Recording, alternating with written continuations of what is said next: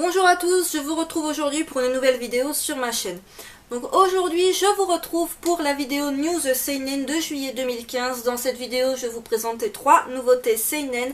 Dans un premier temps, je vous parlerai du tome 1 de l'édition double d'Enfer et Paradis de O Great, publié chez les éditions Panini. Dans un second temps, je vous présenterai le tome 1 de Ajin de Tsunami Ola et Gaman Sakurai, publié chez les éditions Glénat. Et pour conclure, je vous présenterai les 2 premiers tomes de Lessons of the Evil de Eiji Karazuyama d'après l'œuvre de Yuzuki Kishi. C'est publié chez l'édition Big Kana. Je commence en vous parlant du premier tome de l'édition double d'Enfer et Paradis de O Great, publié chez les éditions Panini. Donc il s'agit d'un seinen de genre action fantastique qui est terminé en 11 tomes pour cette édition double. Le tome 2 est prévu pour le 26 août et le tome 3 pour le 23 septembre, mais ne prenez pas trop en compte ces dates étant donné que Panini a beaucoup de mal à maintenir son planning. Donc Enfer et Paradis était déjà publié chez les éditions Panini en 22 tomes, publiés entre 2002 et 2011 en France. Alors pourquoi une édition double d'un coup? Tout simplement parce que même sur le marché de l'occasion, certains tomes de l'édition simple sont devenus excessivement rares. Et quand je dis très rares, c'est que certains tomes dépassent les 30 voire les 60 € l'unité, comme on peut le voir par exemple pour la série Parasite. Et mettre 30 voire 60 € dans un seul tome, sachant que déjà à l'époque ils étaient assez chers, ils étaient il me semble à pratiquement 9 € le tome, c'est complètement abusé. Du coup Panini a préféré rééditer cette série qui a quand même eu pas mal de succès, même si elle n'a pas eu, je pense, le succès que la maison d'édition aurait voulu qu'elle ait, tout simplement parce que c'est une série très particulière. Je le dis d'emblée, pour celles et ceux qui ne sont pas branchés manga, vous avez l'alternative de l'anime d'Enfer et Paradis qui compte 24 épisodes plus 2 OAV, mais pour avoir vu l'anime il y a de cela un petit moment, je peux vous dire que l'anime s'arrête bien avant la fin du manga, donc vous n'aurez pas la fin, vous n'aurez pas, je crois, plus des 10 derniers tomes du manga, ce qui est tout de même assez important. Je ne saurais absolument pas vous dire, donc ne me posez pas la question en commentaire où s'arrête l'anime par rapport au manga.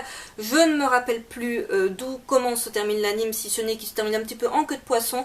Et surtout, je serais incapable de vous dire à l'heure actuelle où ça s'arrête par rapport au manga, étant donné que je suis à peine en train de les relire. Donc Enfer et Paradis, si vous me suivez depuis un petit moment, vous le savez déjà. Si vous me rejoignez à peine, vous ne le savez peut-être pas. Mais cela fait partie de mes mangas chouchous depuis déjà pas mal d'années. On me demande souvent si j'ai un top 5, un top 10 des meilleurs mangas. Je n'en ai pas réellement, étant donné que j'ai plus de 3000 mangas à mon actif. Du coup c'est un petit peu compliqué de vous faire un top 10 des meilleurs de ce que j'ai dans le lot. Mais Enfer et Paradis fait partie de ces rares titres que je mettrais aisément dans un top 10 si vraiment je devais en faire un. Tout simplement parce que c'est un titre que j'ai pas mal galéré à avoir, même à l'époque où il était encore publié. J'ai commencé à les acheter, les 22 tomes n'étaient pas encore sortis, mais c'était déjà galère de se les procurer car la Fnac ne les fournissait pas. Et en gros je me rappelle que je les ai achetés à Akira et que je les ai achetés de manière très lente, étant donné qu'ils étaient super chers pour moi à l'époque. Donc voilà, pour moi ça a été très galère de les avoir, mais je les ai d'autant plus savourés. Et je ne saurais pas expliquer en quoi ce manga je le mets au-dessus par rapport à d'autres. Il est bourré de défauts. Au milieu de l'histoire, je crois que c'est vers le tome 13, par là, l'auteur se perd totalement. Mais ça ne sert strictement à rien de relire le tome en long, en large et en travers. Il y a vraiment des passages où on ne comprend rien.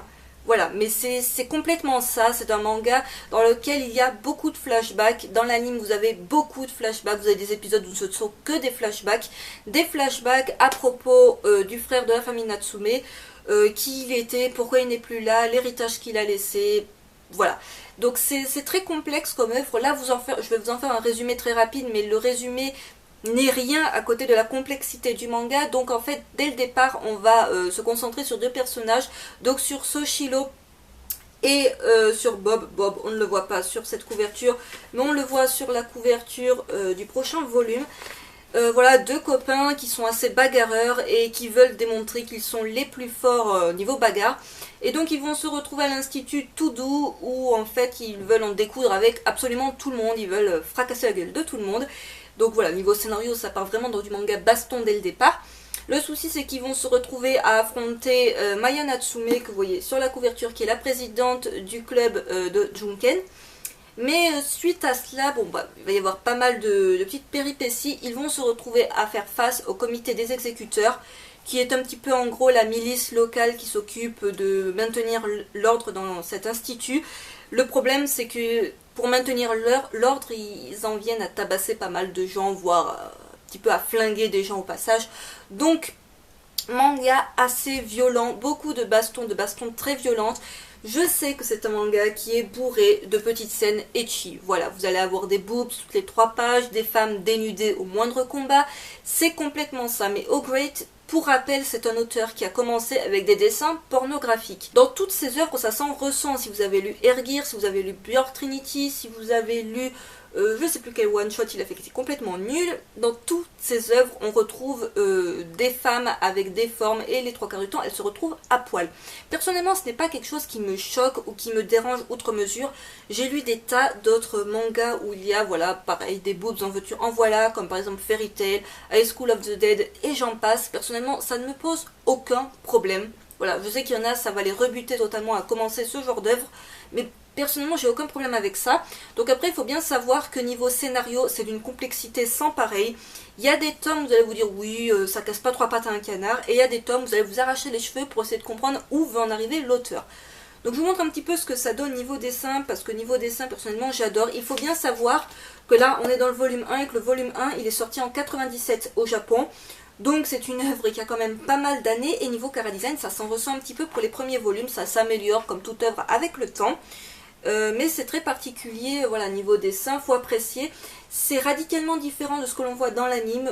L'anime est clairement plus joli au niveau du chara-design. Après, l'anime ne vous suffira pas si vous voulez le fin mot de l'histoire. Le fin mot de l'histoire, vous l'aurez dans le manga. Donc c'est un manga que bien évidemment je recommande. Cette édition double est vendue au prix de 9,99 €. Qu'est-ce que je pense de l'édition double? Alors ce n'est vraiment pas cher pour une édition double, qu'on soit bien d'accord. Les éditions doubles, c'est en principe une bonne dizaine d'euros. Et là je me disais, pour moins de 10 €, qu'est-ce que Panini va encore nous proposer de merdique? Donc déjà au début on a les pages couleurs qui sont respectées. Après il s'était engagé à corriger les fautes, les grossières fautes qu'il y avait dans la première édition. J'ai pas noté d'erreur pour l'instant dans ce volume 1-2, ça va. Côté erreur, j'ai pas de tête en fait qu'est-ce qui a été corrigé par rapport à la précédente édition que je n'ai pas sur Marseille, donc je serai incapable de faire le comparatif là de suite maintenant. Mais je me rappelle que la première édition était complexe de par le fait que l'œuvre est complexe, mais que le fait que Panini avait fait n'importe quoi niveau traduction, niveau milieu des noms qui était complètement mélangé. Bon bref, c'est du Panini tout craché. Donc de ce côté là ils se sont engagés à vraiment corriger toute la première édition. Et vous allez avoir une frise, voilà, quand on aura les 11 tomes, ça fera une très jolie frise. Il me semble qu'on peut la voir sur la page Facebook de Panini, ou je ne sais plus où je l'ai vue, mais bon, frise super sympa. Après, côté édition, ça casse pas 3 pattes à un canard, hein, qu'on soit bien d'accord. Panini, je ne vais pas vous dire d'un seul coup qu'ils font du travail formidable, ce n'est absolument pas le cas. Mais voilà, pour une édition double, c'est une bonne occasion de commencer la série. Si vous la trouvez d'occasion, que vous trouvez tous les tomes d'occasion à un prix intéressant, pourquoi pas, parce que les couvertures de l'édition Sam sont sympas. Après, sachez qu'il y a des tomes, je sais très bien qu'ils seront quasiment introuvables sur le marché de l'occasion où vous allez payer une fortune. Donc je ne suis vraiment pas objective en vous parlant d'Enfer et Paradis, je pourrais en parler pendant des heures, mais c'est vraiment l'un de mes seinen chouchous depuis des années. Je ne saurais pas dire pourquoi, c'est sûr que niveau scénario, niveau dessin, il y a bien mieux. Mais voilà, c'est le genre de manga qui me plaît beaucoup. Donc si vous aimez les seinen bourrés de baston, d'humour, bien évidemment une très très grosse dose de ecchi pour le coup, c'est un titre qui pourrait vous plaire. J'en viens à présent à vous parler du premier tome de Ajin de Tsuna Miola et Gamon Sakurai, publié chez les éditions Glénat. Donc il s'agit d'un seinen de genre suspense horreur qui compte 6 tomes, toujours en cours au Japon. Le tome 2 est prévu pour le 2 septembre et le tome 3 pour le 4 novembre. Donc Ajin, c'était vraiment la série, je crois, la plus attendue pour la Japan Expo. C'est un titre que personnellement j'avais repéré sur les pages VO de Manga News. Je trouvais les couvertures vraiment magnifiques. Je ne m'étais même pas renseignée de quoi ça pouvait bien me parler. Ça me semblait être un petit peu horrifique. Mais les couvertures, je les trouvais juste trop classe. En tout cas, je vous montre la couverture. La couverture du tome 2, si vous avez l'occasion d'aller la voir sur le site de la FNAC, Manga News, Manga Sanctuary, ce que vous voulez. La couverture du tome 2 est encore plus belle, je trouve, que la couverture du tome 1. Et je trouvais justement ces couvertures, ces personnages sur les couvertures très intrigants. Et c'est voilà, quand l'annonce a été faite qu'il allait enfin avoir la publication en France de cette série, j'ai vu qu'il y avait un très gros engouement. Donc je me suis douté que c'était les personnes surtout qui lisaient les scans qui du coup étaient super contentes qu'on l'ait en France. Personnellement, j'étais contente de découvrir en fait de quoi il s'agissait. Donc je vais vous parler très vite de l'histoire. Dans cette vidéo, je m'excuse d'avance si les résumés sont un petit peu complètement flous, mais il s'agit de 3 séries assez complexes à vous résumer comme ça. Alors je n'ai pas envie de faire... en fait, juste vous dire non, mais allez voir dans la barre d'infos, je vous mets un lien et vous vous démerdez avec ça. Je préfère quand même vous parler un petit peu de l'œuvre, même si c'est de manière très maladroite et très floue. Donc voilà, c'est pour ça que vous aurez quand même les liens en barre d'infos, ça peut toujours vous aider. Et je vous mettrai également un extrait de ce tome 1 dans la barre d'infos, c'est peut-être un peu plus parlant de ce que je vais dire là. Donc en fait, on vit dans un monde où il y a des Ajin. C'est des êtres qu'on sait immortels, on ne sait pas trop d'où, comment que ça vient, où qu'ils sont, parce qu'en fait ils arrivent à se fondre dans la société. Mais ceux qu'on arrive à choper, donc en fait on vous montre des pages en couleur au début du tome, qui sont vraiment très belles. Voilà, côté édition, c'est vraiment du super bon boulot. En fait, dès qu'il y en a un qui est chopé par les scientifiques, qu'est-ce qui se passe? Ils vont faire des expériences dessus pour comprendre s'ils sont vraiment immortels, s'il n'y a pas un moyen de les tuer. On va les faire souffrir un maximum pour essayer d'en apprendre un peu plus sur ce qu'ils sont. Et donc, à partir de là, on va suivre un jeune lycéen qui a sa petite vie tranquille, donc qui s'appelle Kei, si je ne dis pas de bêtises, et qui va se faire écraser par un camion dès les premières pages du manga. Donc le gars est censé être mort, écrasé en 1000 morceaux, mais il va se relever. Voilà, indemne, tout reconstruit, reconstitué, alors qu'il est complètement démembré comme pas permis. Il va se relever et là il va comprendre que c'est pas du tout normal qu'il se relève. Voilà. Il en a conscience, il y a des témoins autour de lui qui l'ont vu mourir et qui le voient se relever et tout le monde comprend qu'il s'agit d'un Ajin. À ce moment-là, il n'a qu'une idée en tête, c'est de fuir le plus loin possible pour ne pas se faire choper justement et pour ne pas servir de cobaye. Heureusement, il va être aidé d'un de ses amis, alors un ami un petit peu particulier, qui est un petit peu un paria par rapport aux autres, mais qui va le soutenir, qui va pas essayer de le vendre aux flics ou aux scientifiques ou à qui que ce soit, et qui va l'aider à s'en sortir et en apprendre un petit peu plus sur les Ajin et à comprendre qu'en fait, il est pas vraiment tout seul au Japon à être devenu un Ajin. Alors est-ce qu'il est né Ajin, est-ce qu'il est devenu au moment de sa mort? Ça, on va l'apprendre par la suite.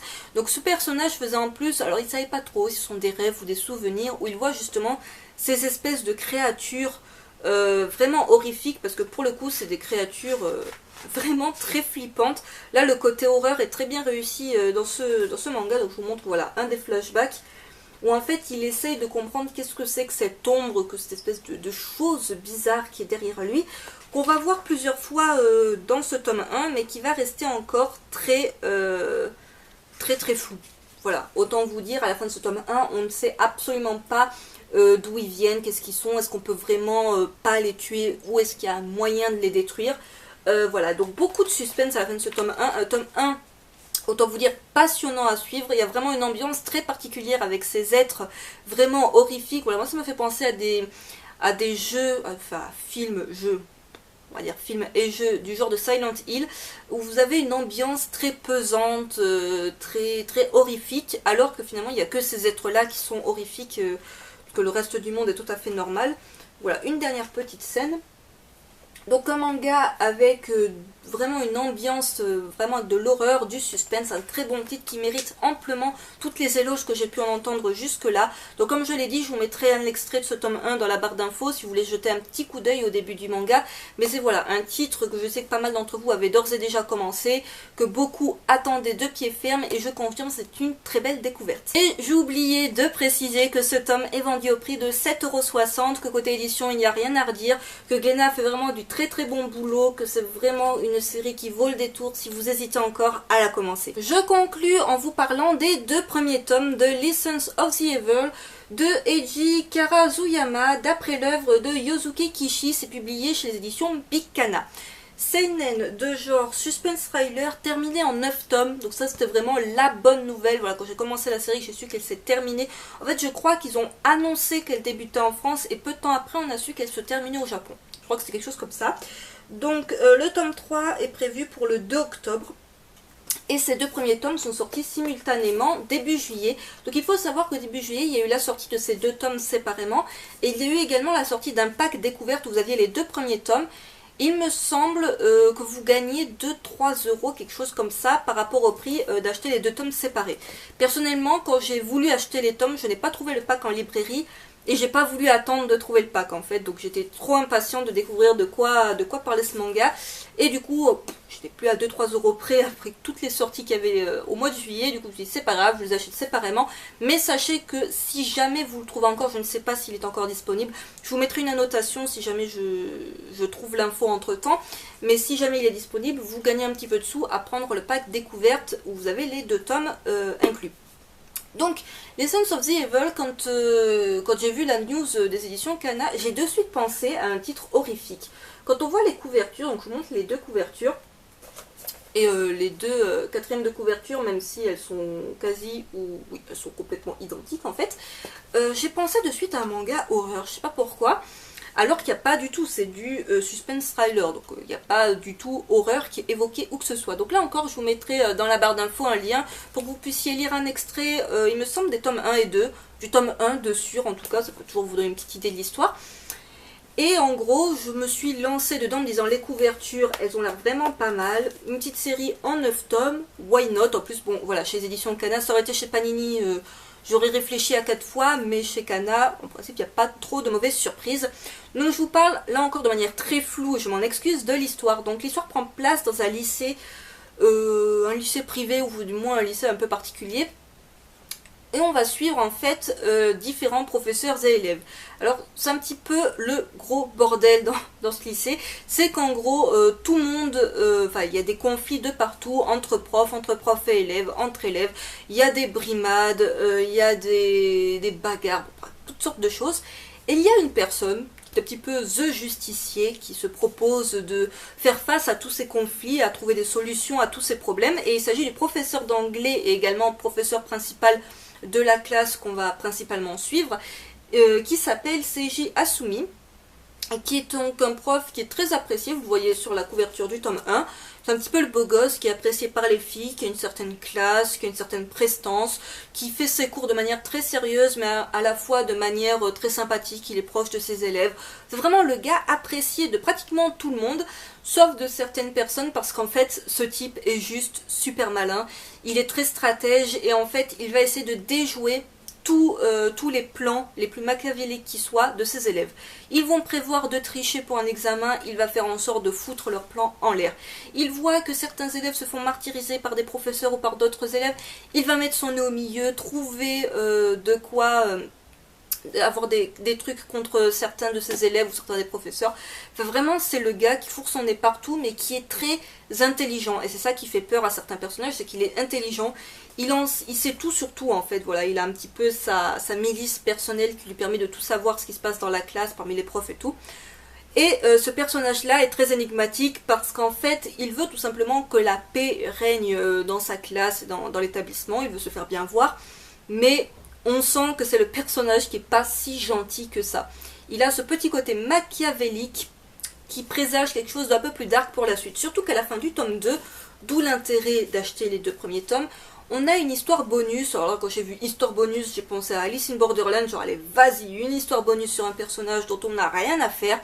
Alors l'histoire bonus en elle-même se concentre sur l'une des élèves. Je vous en dis pas plus, mais sur l'une des élèves que l'on va suivre dans la classe. De ce côté-là, rien de très intéressant, si ce n'est que cette élève avait certaines personnes, comment vous dire, elle se méfiait de certains professeurs. Donc il y a des professeurs dont on se méfie dès le départ parce qu'ils sont ultra louches. Il y en a dont on se méfie pas et pourtant il faudrait. Et il y a ce professeur-là, qu'elle soupçonne de pas être si gentil que ça, alors que tout le monde lui donne le bon Dieu sans confession, quoi. C'est vraiment le gars tellement adorable, tellement serviable, tellement parfait finalement. Voilà, personne n'a rien à lui reprocher et elle trouve que justement il faut s'en méfier et elle a l'air de pas trop se tromper à son sujet. Donc je sais que c'est extrêmement flou tout ce que je viens de vous dire, sinon vous n'avez strictement rien compris à ce que je viens de raconter, mais il faut vraiment le lire pour le comprendre, je pense. Donc côté chara design, c'est très sympa. Voilà, personnellement j'aime beaucoup.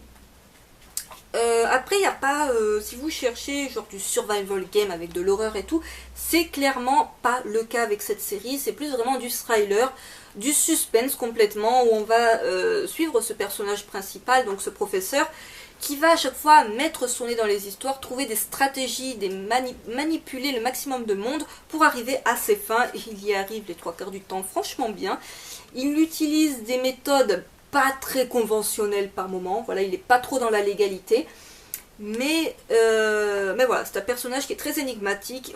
On a vraiment envie de découvrir par la suite quel est son but final en fait. Parce qu'on comprend que le gars il vise un petit peu plus haut que juste faire régner la paix dans sa classe. Donc un très bon début de série. Une série que je recommande si vous hésitez à la commencer, sachant qu'en plus 9 tomes c'est pas très long. Je pense que ça va suffire pour ce genre d'histoire, qu'on va pas trop se lancer dans un truc à rallonge, sinon ça n'aurait aucun intérêt. Donc un très bon début de série, une série que je vous recommande si jamais voilà, vous hésitiez à la commencer, et si jamais vous trouvez le pack découverte, foncez. Et ça devient systématique d'oublier de vous dire le prix, donc ce manga est vendu au prix de 7,45 € comme tous les titres, il me semble, des éditions Big Kana, enfin du moins de ce format-là. Et côté édition, vous l'aurez bien compris, je n'ai rien à redire. Ainsi s'achève cette vidéo News Seinen de juillet 2015. J'espère qu'elle vous aura plu. Je tenais néanmoins à m'excuser une nouvelle fois du fait que cette vidéo puisse vous paraître complètement brouillonne. Mais je ne voulais vraiment pas me contenter de vous lire les 4e de couverture. Pire, de vous lire le résumé qu'il y a sur Manga News. Pire, de vous mettre le résumé dans la barre d'infos et de vous dire de vous démerder avec ça. Je sais que c'est la manière de procéder de certains youtubeurs, ce n'est vraiment pas ma manière de procéder. Je préfère vous parler des mangas de manière très maladroite, de manière peut-être complètement floue et complètement incompréhensible, mais au moins ça sera avec mes propres mots. Et en cas, vous avez les fiches manga dans la barre d'infos et vous avez les liens des extraits gratuits quand ceux-ci sont disponibles. Ça ne change pas. J'espère que cette vidéo vous aura plu. N'hésitez pas à me dire en commentaire ce que vous en avez pensé. Si vous avez commencé l'un de ces 3 seinen, peut-être même les 3 seinen, votre avis à leur sujet. Je sais que pas mal d'entre vous ne sont pas aussi fans que moi d'Enfer et Paradis, mais ça, je peux complètement le comprendre. Encore une fois, c'est une œuvre très particulière. N'hésitez pas aussi à me dire s'il y a peut-être une de ces 3 lectures qui ne vous a complètement pas plu du tout. Et n'hésitez pas également à me dire si peut-être suite à cette vidéo vous comptez commencer l'une de ces 3 séries. Je vous donne rendez-vous vendredi pour la toute dernière vidéo de la série News juillet 2015 avec 2 titres que j'ai classés plutôt autres. Donc je vous laisse les découvrir dans la vidéo de vendredi. J'espère que ça vous plaira. Bye!